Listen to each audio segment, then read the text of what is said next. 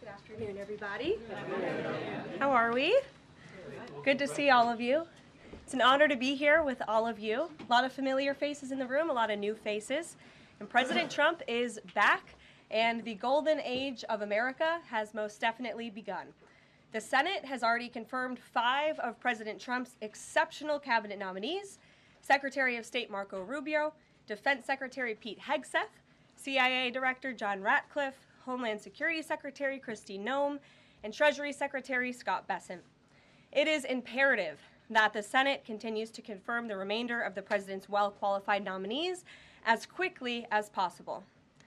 As you have seen during the past week, President Trump is hard at work fulfilling the promises that he made to the American people on the campaign trail. Since taking the oath of office, President Trump has taken more than 300 executive actions, secured nearly $1 trillion in U.S. investments, deported illegal alien rapists, gang members, and suspected terrorists from our homeland, and restored common sense to the federal government. I want to take a moment to go through some of these extraordinary actions. On day 1, President Trump declared a national emergency at our southern border to end the 4-year-long invasion of illegal aliens under the previous administration. Additionally, President Trump signed an executive order to end catch and release and finish construction of his effective border wall. By using every lever of his federal power, President Trump has sent a loud and clear message to the entire world. America will no longer tolerate illegal immigration. And this president expects that every nation on this planet will cooperate with the repatriation of their citizens. As proven by this weekend, when President Trump swiftly directed his team to issue harsh and effective sanctions and tariffs on the Colombian government, upon hearing they were denied a U.S. military aircraft full of their own citizens who were deported by this administration. Within hours, the Colombian government agreed to all of President Trump's demands, proving America is once again respected on the world stage. So, to foreign nationals who are thinking about trying to illegally enter the United States, think again. Under this president, you will be detained and you will be deported. Every day, Americans are safer because of the violent criminals that President Trump's administration is removing from our communities. On January 23rd, ICE New York arrested a Turkish national for entry without inspection who is a known or suspected terrorist. On January 23rd, ICE San Francisco arrested a citizen of Mexico unlawfully present in the United States who has been convicted of continuous sexual abuse of a child aged 14 years or younger. ICE St. Paul has arrested a citizen of Honduras who was convicted of 4th-degree criminal sexual conduct with a minor. ICE Buffalo arrested a citizen of Ecuador who has been convicted of rape. ICE Boston arrested a citizen of the Dominican Republic who has a criminal conviction for 2nd-degree murder. This criminal was convicted of murder for beating his pregnant wife to death in front of her 5-year-old son. And ICE St. Paul also arrested a citizen of Mexico who was convicted of possessing pornographic material of a minor on a work computer. These are the heinous individuals that this administration is removing from American communities every single day, and to the brave state and local law enforcement officers, CBP, and ICE agents who are helping in the facilitation of this deportation operation, President Trump has your back, and he is grateful for your hard work. On the economic front, President Trump took immediate action to lower costs for families who are suffering from 4 long years of the Biden administration's destructive and inflationary policies. President Trump ordered the heads of all executive departments and agencies to help deliver emergency price relief to the American people, untangle our economy from Biden's regulatory constraints, and end the reckless war on American energy. President Trump also signed sweeping executive orders to end the weaponization of government and restore common sense to the federal bureaucracy. He directed all federal agencies to terminate illegal diversity, equity, and inclusion programs to help return America to a merit-based society. President Trump also signed an executive order declaring It is now the policy of the federal government that there are only two sexes, male and female. Sanity has been restored. Before I take your questions, I would like to point out to all of you once again have access to the most transparent and accessible president in American history. There has never been a president who communicates with the American people and the American press corps as openly and authentically as the 45th and now 47th President of the United States. This past week, President Trump has held multiple news conferences, gaggled on Air Force One multiple times, and sat down for a two-part interview on Fox News, which aired last week. As Politico summed it up best, Trump is everywhere again. And that's because President Trump has a great story to tell about the legendary American revival that is well underway. And in keeping with this revolutionary media approach that President Trump deployed during the campaign, the Trump White House will speak to all media outlets and personalities, not just the legacy media who are seated in this room. Because according to recent polling from Gallup, Americans' trust in mass media has fallen to a record low. Millions of Americans, especially young people, have turned from traditional television outlets and newspapers to consume their news from podcasts, blogs, social media, and other independent outlets. It's essential to our team that we share President Trump's message everywhere and adapt this White House to the new media landscape in 2025. To do this, I'm excited to announce the following changes will be made to this historic James S. Brady briefing room, where Mr. Brady's legacy will endure. This White House believes strongly in the First Amendment, so it's why our team will work diligently to restore the press passes of the 440 journalists whose passes were wrongly revoked by the previous administration. We're also opening up this briefing room to new media voices who produce news-related content and whose outlet is not already represented by one of the seats in this room. We welcome independent journalists, podcasters, social media influencers, and content creators to apply for credentials to cover this White House. And you can apply now on our new website, whitehouse.gov/newmedia. Starting today, this seat in the front of the room, which is usually occupied by the press secretary's staff, will be called the new media seat.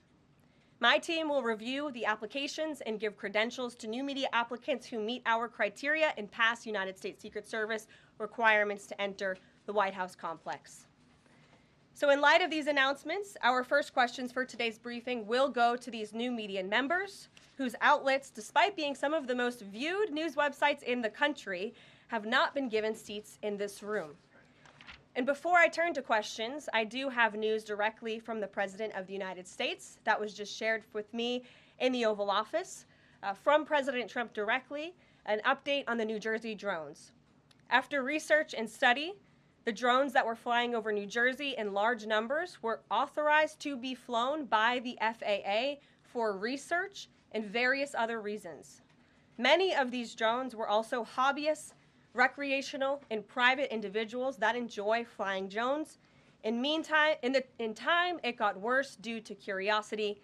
This was not the enemy.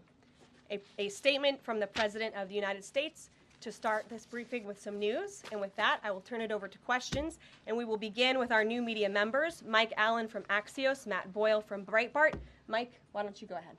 Thank you very much. Karoline, does the President see anything fishy about DeepSeek, either its origins or its cost?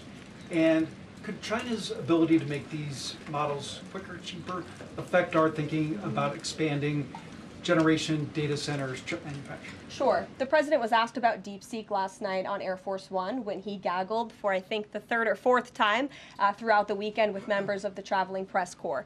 The President said that he believes that this is a wake-up call to the American AI industry. The last administration sat on their hands and allowed China to rapidly develop this AI program. And so President Trump believes in restoring American AI dominance. And that's why he took very strong executive action this past week to sign executive orders to roll back some of the onerous regulations on the AI industry. And President Trump has also proudly appointed the first AI and crypto czar at this White House, David Sachs, whom I spoke with yesterday, very knowledgeable on this subject, and his team is here working every single day to ensure American AI dominance. As for the national security implications, I spoke with NSC this morning. They are looking into what those may be, and when I have an update, I will share it with you, Mike. Karoline, you say restore U.S. dominance. Is there a fear that the U.S. either is falling or has fallen behind? And how would the president make sure the U.S. stays ahead? No, the president is confident that we will restore American dominance in AI. Yeah, so Karoline, first off, thank you to you and President Trump for actually giving voices to new media outlets that represent millions and millions of Americans.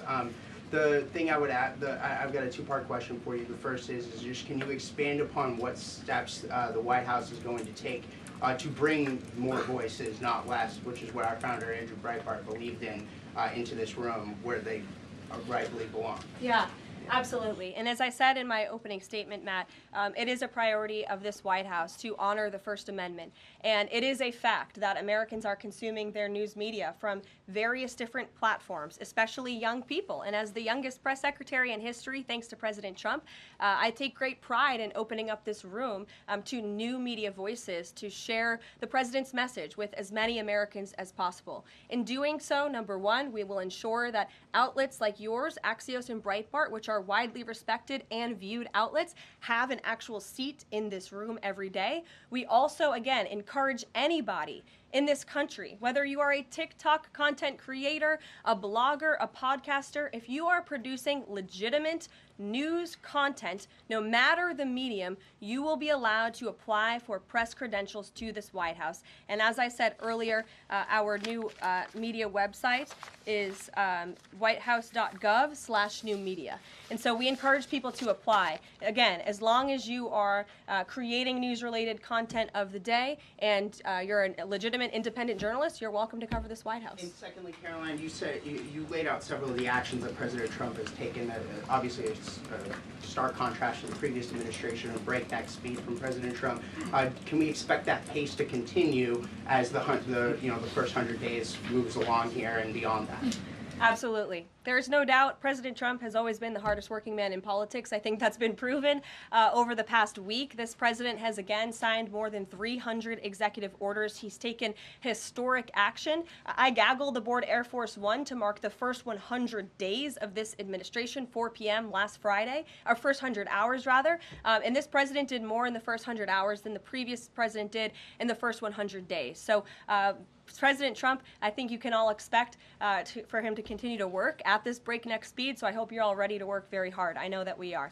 Zeke Miller. Thanks, Karoline. A question that we've asked your predecessors of both parties in this job.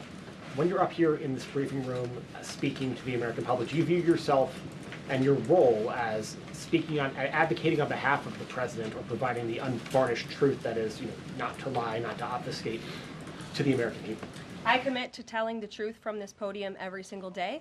I commit to speaking on behalf of the President of the United States. That is my job.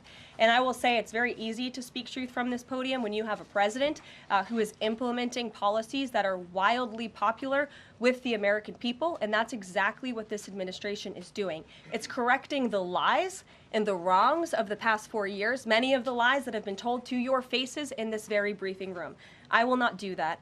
But since you brought up truth, Zeke, I would like to point out, while I vowed to provide the truth from this podium, we ask that all of you in this room hold yourselves to that same standard. We know for a fact there have been lies that have been pushed by many legacy media outlets in this country about this president, about his family, and we will not accept that. We will call you out when we feel that your reporting is wrong or there is misinformation about this White House. So yes, I will hold myself to the truth, and I expect everyone in this room to do the same. And Karoline, just on a substantive question, yesterday the White House Office of Management and Budget directed an across-the-board freeze, with some exceptions for individual assistance, we understand, to federal grants. It's caused a lot of confusion around the country among Head Start providers, among providers services to homeless veterans, Medicaid providers, states saying they're having trouble accessing the portal.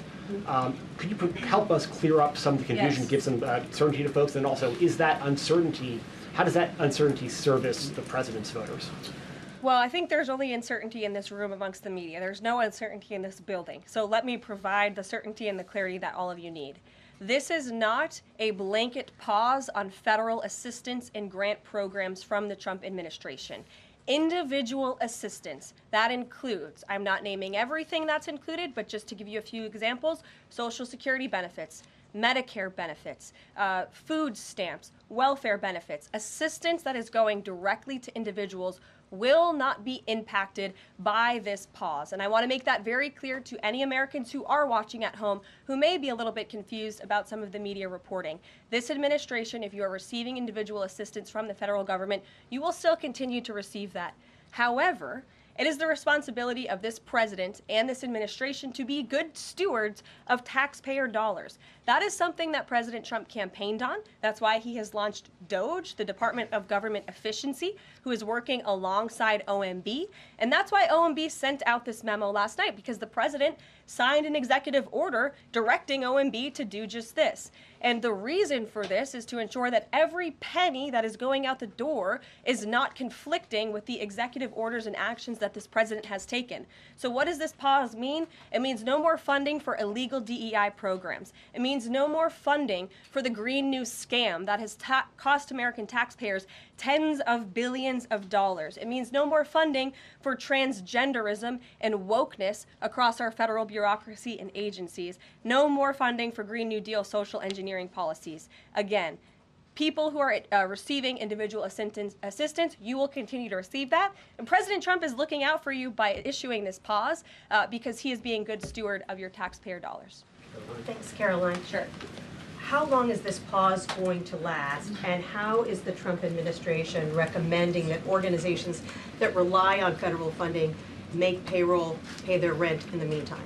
It is a temporary pause, and the Office of Management and Budget is reviewing the federal funding that has been going out the door. Again, not for individual assistance, but for all of these other programs that I mentioned. I also spoke with the incoming director of OMB this morning, and he told me to tell all of you that the line to his office is open for other federal government agencies across the board, and if they feel that programs are necessary and in line with the president's agenda, then the Office of Management and Budget will review those policies. I think this is a very responsible measure. Again, the past 4 years, we've seen the Biden administration spend money like drunken sailors. It's a big reason we've had an inflation crisis in this country, and it's incumbent upon this administration to make sure, again, that every penny is being accounted for honestly. Why impose this pause with so little notice? Why not give organizations more time to plan for the fact that they are about to lose, in some cases, really crucial federal funding, at least for a period of time? There was notice. It was the executive order that the president signed. There's also a freeze on hiring, as you know, a regulatory freeze, and there's also a freeze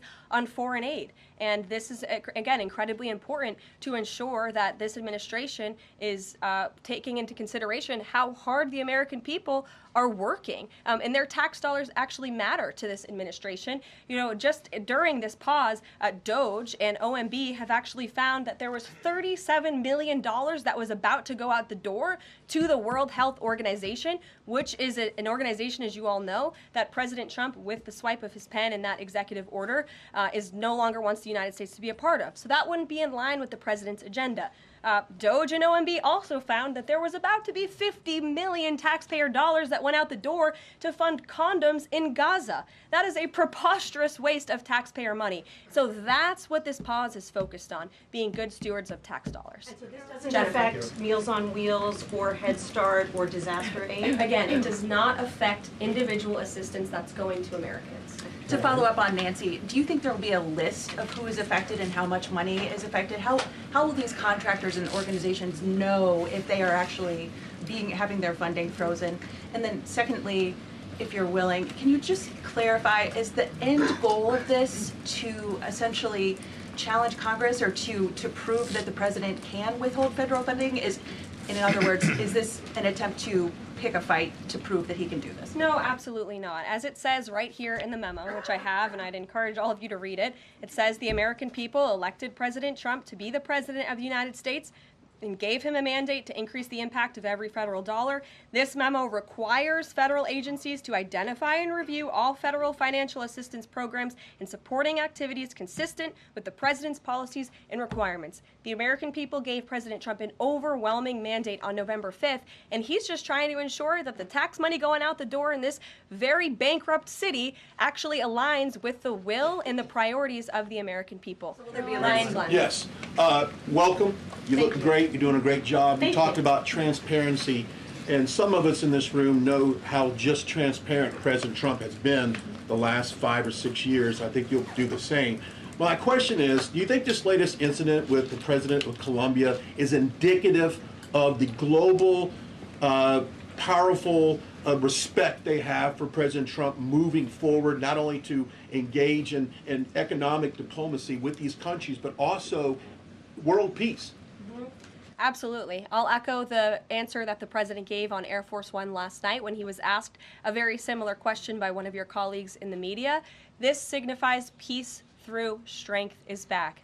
And this president will not tolerate illegal immigration into America's interior. And he expects every nation on this planet, again, to cooperate with the repatriation of their citizens who illegally entered into our country and broke America's laws. Won't be tolerated. And as you saw, the Colombian government quickly folded and agreed to all of President Trump's demands. Flights are underway once again. Two questions on deportations, if I may. President Trump had said on the campaign trail that he would deport pro-Hamas students who are here on visas. And on his first day in office, he signed an executive order that said, quote, the U.S. must ensure that admitted aliens and aliens otherwise already present in the U.S. do not bear hostile attitudes towards the citizens, culture, government, institutions, or founding principles. So should we take this executive order as Trump saying he would be open to deporting those students who are here on visas but, hold pro-Hamas sympathies? The president is open to deporting individuals who have broken our nation's immigration laws. So if they are here illegally, then certainly he is open to deporting them. And that's what this administration is hard at work at doing. We receive data from DHS and from ICE every single day. From what we hear on the ground, ICE agents are feeling incredibly empowered right now because they actually have a leader in this building who is supporting them in doing their jobs that they were hired to do, which is to detain, arrest, and deport illegal criminals who have invaded our nation's borders over the past 4 years. That's what the president is committed to seeing. Peter. Very quickly, just following up on the question on immigration first. President Trump, during the course of the campaign in 2024, said the following about illegal immigration. He said, they're going back home where they belong, and we start with the criminals. There are many, many criminals. NBC News has learned that ICE arrested 1,179 undocumented immigrants on Sunday, but nearly half of them, 566 of the migrants, appear to have no prior criminal record besides entering the country illegally. Is the president still focused exclusively, which is a civil crime, it's not criminal? It's a federal crime. So I'm asking though, he said he was going to focus on those violent offenders first. So is violent offenders no longer the predicate for these people to be deported? The president has said countless times on the campaign trail, I've been with him at the rallies, I know you've been there covering them too, Peter, that he is focused on launching the largest mass deportation operation in American history of illegal criminals. And if you are an individual, a foreign national, who illegally enters the United States of America, you are, by definition, a criminal. And so therefore, you are subject to deportation. I apologize for interrupting. So to be clear, it's not violent criminals do not receive precedence in terms of the deportations taking place. The president has also said two things can be true at the same time. We want to deport illegal criminals, illegal immigrants from this country, but the president has said that, of course, the illegal criminal drug dealers, the rapists, the murderers, the individuals who have committed heinous acts on the interior of our country and who have terrorized law-abiding American citizens, absolutely, those should be the priority of ICE, but that doesn't mean that the other illegal criminals who entered our nation's borders are off the table. Understood. Then let me ask you a separate question about the confusion that still exists across the country right now as it relates to the freeze or the pause as it's described. President Trump, of course, ran one of the key policy items was that he was going to lower prices, lower the cost of everything from groceries, as he often said. But in many of the cases, it would seem that some of these moves could raise prices for real Americans on everything from low-income heating, that program, child care programs.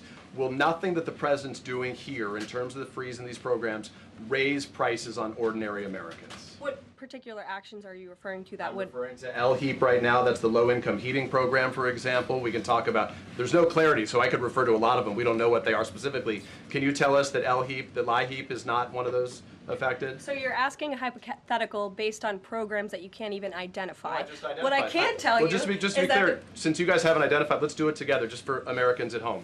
Medicaid, is that affected? I gave you a list of examples: Social Security, Medicare, welfare benefits, food stamps that will not be impacted by this federal pause. I can get you the full list after this briefing from the Office of Management and Budget. But I do want to address the cost cutting because that's certainly very important and cutting the cost of living in this country. President Trump has taken historic action over the past week to do that. He actually signed a memorandum to deliver emergency price relief for American families, which took a number of actions. I can walk you through those. He also repealed many onerous Biden administration regulations. We know over the past 4 years, American households has been essentially taxed $55,000 in regulations from the previous administration. President Trump, with the swipe of his pen, rescinded those, which will ultimately put more money back in the pockets of the American people. So deregulation is a big deal. And then when it comes to energy, I mean, the president signed an executive order to declare a national energy emergency here at home, which is going to make America energy dominant. We know that energy is one of the #1 drivers of inflation. And so that's why the president wants to increase our energy supply to bring down costs for Americans. The Trump energy boom is incoming, and Americans can expect that. Please share that. Thank you. Caroline, I think some of the confusion I think may be here with this pause on federal funding. You've made it clear you're not stopping funds that go directly to individuals, but there certainly are lots of organizations that receive funding and then may pass along a benefit. Meals on Wheels, for one. They provide meals for over 2.2 million seniors. What is the president's message to Americans out there, many of whom supported him and voted for him, who are concerned that this is going to impact them directly, even if, as you said, the funding isn't coming directly to their wallet? I have now been asked and answered this question 4 times. To individuals at home who receive direct assistance from the federal government, you will not be impacted by this federal freeze. In fact, OMB just sent out a memo to Capitol Hill with Q&A to clarify some of the questions and the answers that all of you are asking me right now. Again, direct assistance will not be impacted. I've been asked and answered about this OMB memo. There's many other topics of the day. Jackie Heinrich. Direct assistance, Caroline, if it's going to another organization and then trickling down. Direct assistance that is in the hands of the American people will not be impacted. Again, as I said to Peter, we will continue to provide that list as it comes to fruition. But OMB right now is focused on analyzing the federal government's spending, which is exactly what the American people elected President Trump to do. And one question on immigration, Caroline, on immigration. Of the 3,500 arrests ICE has made so far since President Trump came back into office, can you just tell us the numbers? How many have a criminal record versus those who are just in the country illegally? All of them, because they illegally broke our nation's laws and therefore they are criminals as far as this administration goes. I know the last administration didn't see it that way, so it's a big culture shift in our nation to view someone who breaks our immigration laws as a criminal, but that's exactly what they are. You may have going with the worst first. They all have a criminal record? And welcome to the briefing If they room. broke our nation's laws, yes, they are criminal. Yes. Thank you. On stripping security details for figures like John Bolton, Pompeo, Brian Hook, Senator Tom Cotton said that he's seen the intelligence and the threat from Iran is real for anyone who played a role in the Soleimani strike. He voiced concern it wouldn't just impact those individuals, but potentially their family, innocent bystanders, friends, anyone who's near them when they're out in public. Is the president open to reconsidering his decision?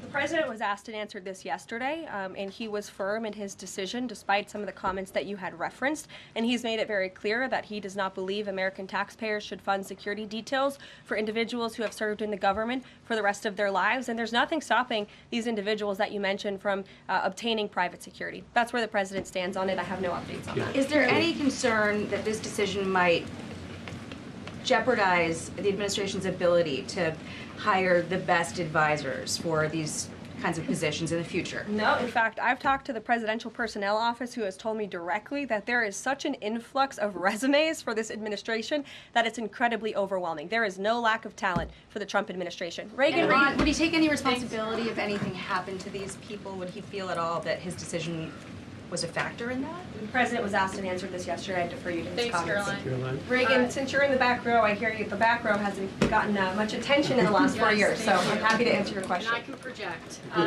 Does the president intend to permanently cut off funding to NGOs that are bringing illegal foreign nationals to the country, such as Catholic Charities? I am actually quite certain that the president signed an executive order that did just that, and I can point you to that.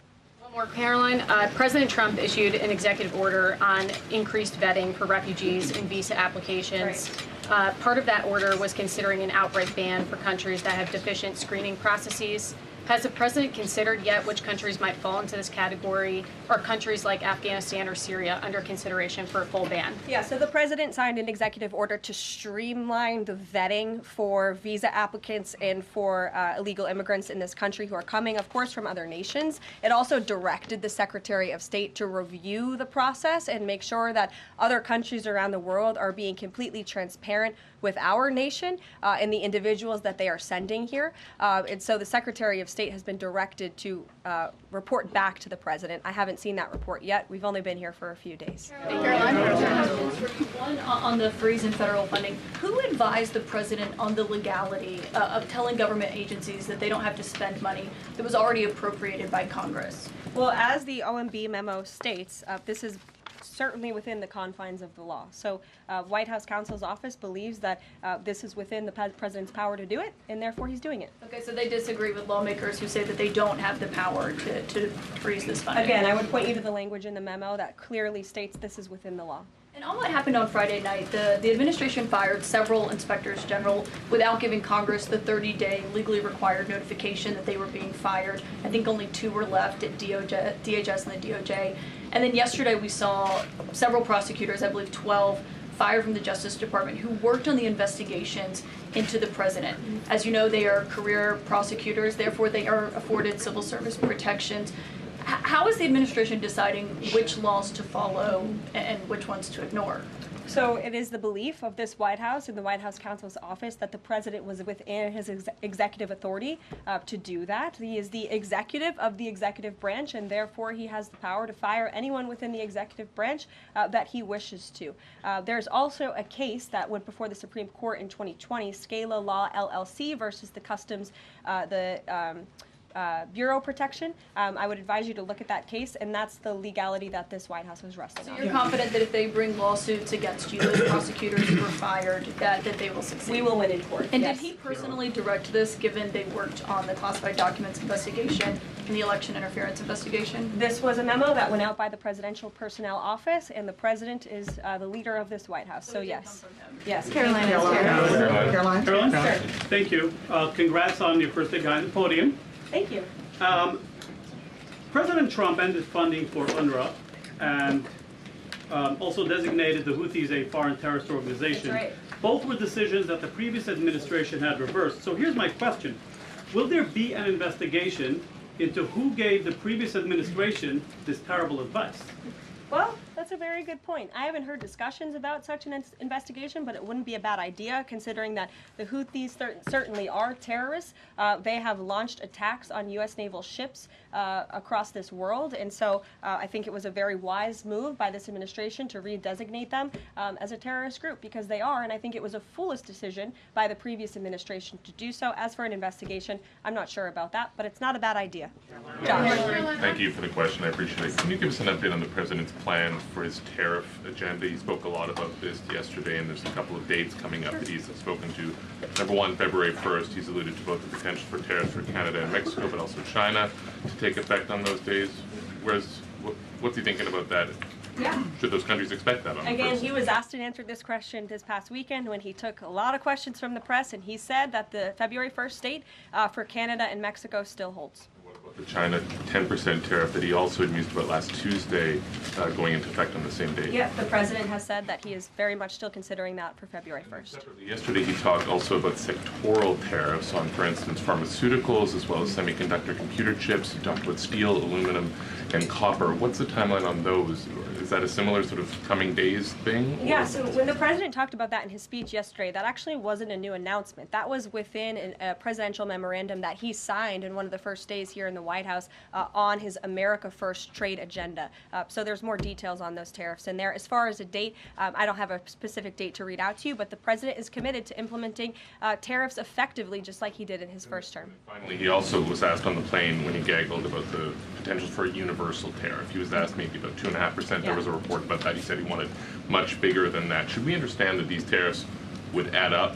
You know, in other words, you might have country-specific tariffs like Canada, Mexico, China. You might have sectoral tariffs like on pharmaceuticals, as well as a potential universal tariff on top of that. Do these stack on one or the other, or would one sort of take precedence over another? All I can point you to is what the president has said on this front. The February 1st date for Canada and Mexico, also the China tariff that he has discussed. He rejected the 2.5% tariff. He said that was a little bit too low. He wants it to be higher. I'll leave it to him to make any decisions on that front. Phil Weichman. What the Mexicans and Canadians have done so far, do you have any comment on whether that has met the bar, what he wants to see on fentanyl? Thank you. I won't get ahead of the president again on advocating to foreign nations on what they should or shouldn't do to get away from these tariffs. The president has made it very clear, again, that he expects every nation around this world to cooperate with the repatriation of their citizens. And the president has also put out specific statements in terms of Canada and Mexico when it comes to what he expects in terms of border security. We have seen a historic level of cooperation from Mexico, but again,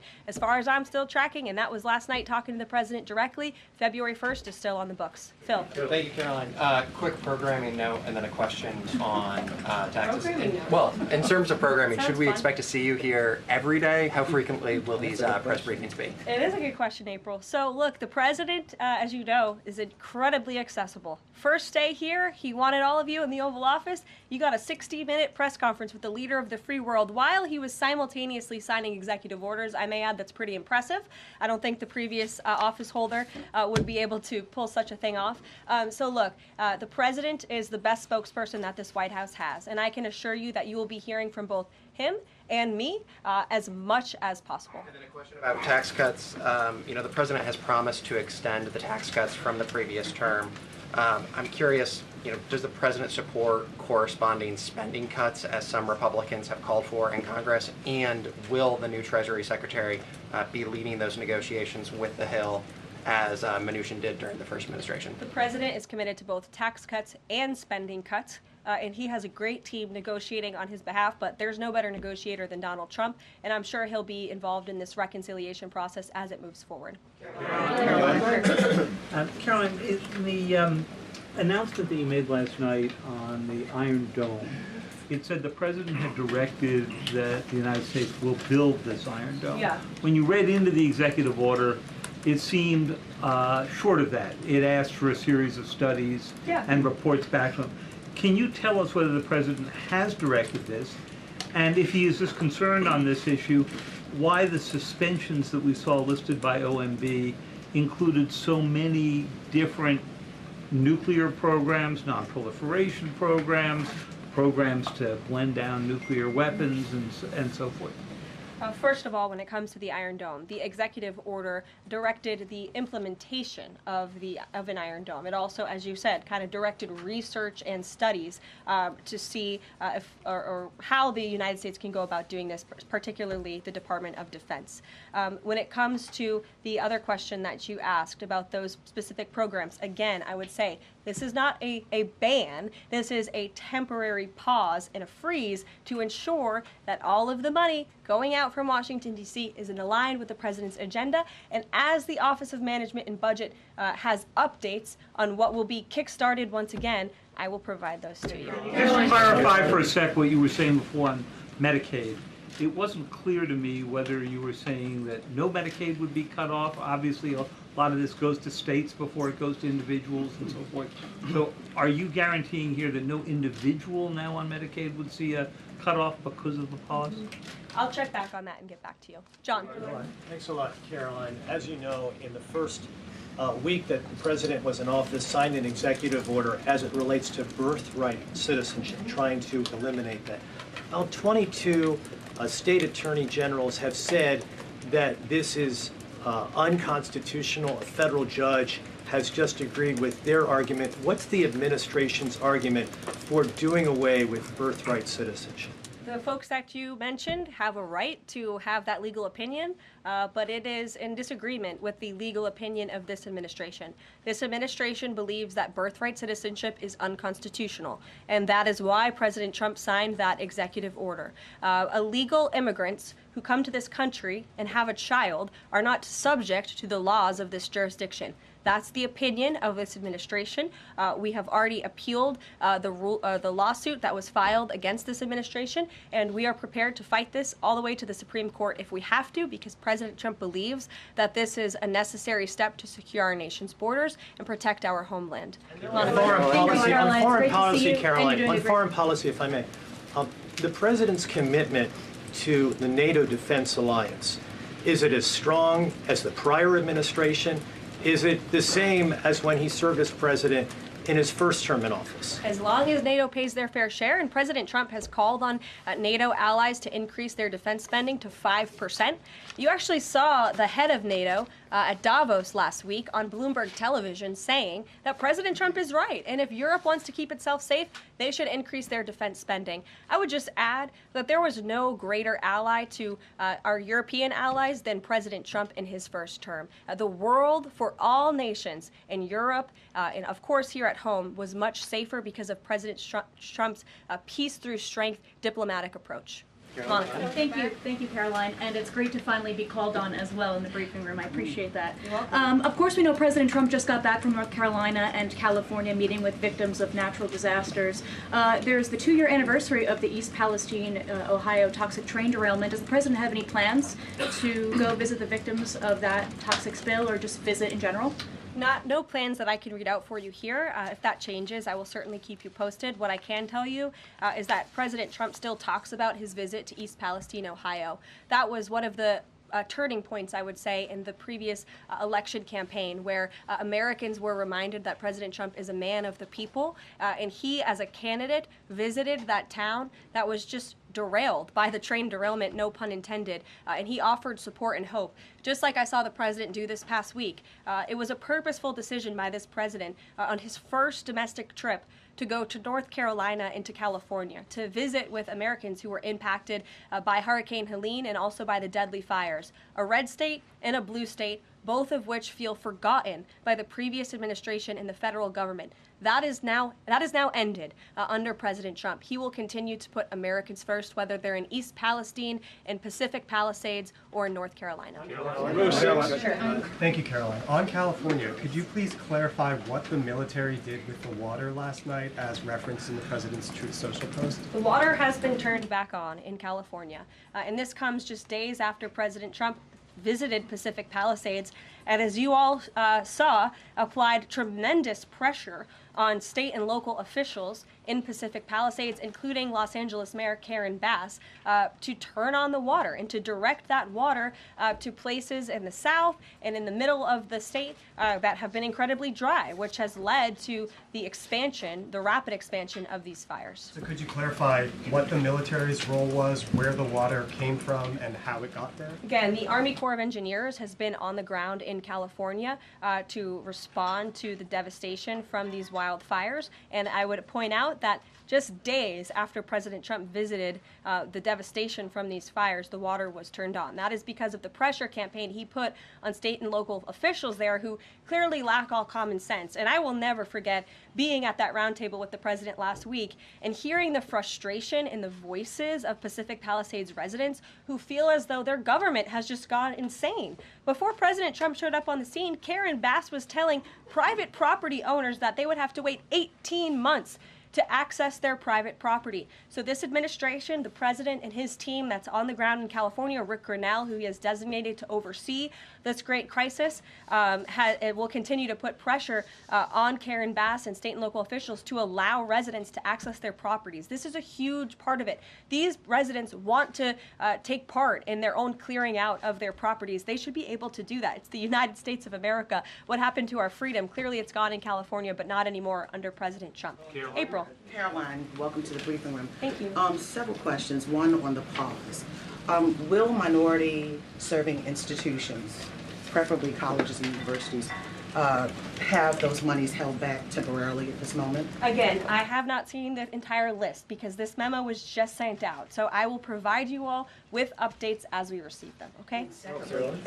Also, secondly, when it comes to immigration, there is this southern border focus. What happens to those who've overstayed their visas? That is part of the broken immigration system. In 2023, there was a report by the Biden administration, the Homeland Security Department, that said overstays of visas were 3 times more than usual. Will there be a focus on the overstays for visas as well?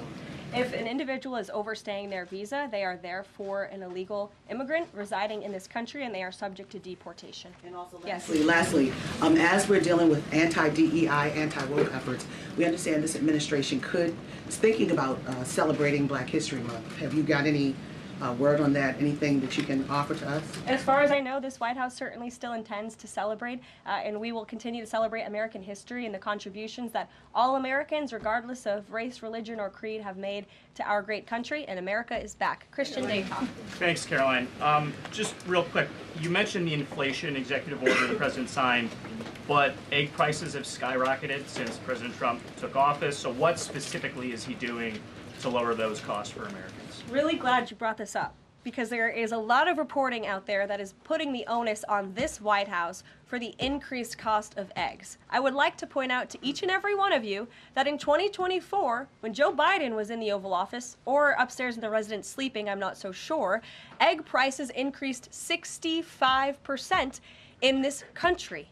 We also have seen the cost of everything, not just eggs. Bacon, groceries, gasoline have increased because of the inflationary policies of the last administration. As far as the egg shortage, what's also contributing to that is that the Biden administration and the Department of Agriculture directed the mass killing of more than 100 million chickens, which has led to a lack of chicken supply in this country, therefore a lack of egg supply, which is leading to the shortage. So I will leave you with this point. This is an example of why it's so incredibly important that the Senate moves swiftly to confirm all of President Trump's nominees, including his nominee for the United States Department of Agriculture, Brooke Rollins, who is already speaking with Kevin Hassett, who's leading the economic team here at the White House, on how we can address the egg shortage in this country. As for costs, I laid out the plethora of ways that President Trump has addressed saving costs for the American people over the past week. He looks forward to continuing to doing that in the days ahead. Thank you guys. One more border question. Are Medicaid portals down in all 50 states?